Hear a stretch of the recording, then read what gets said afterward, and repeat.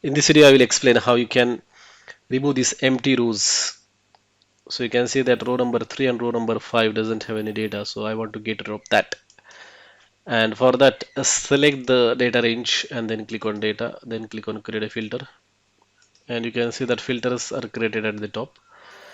Then just click on any of these filters and then click on clear, then click on blank, then click on OK. And you can see that these third and fifth rows are here. So now you can just select it and delete it. Just right click and delete selected rows. And again go to this filter and then click select all, then click OK. And you can see that now these empty rows have been deleted. Thank you for watching.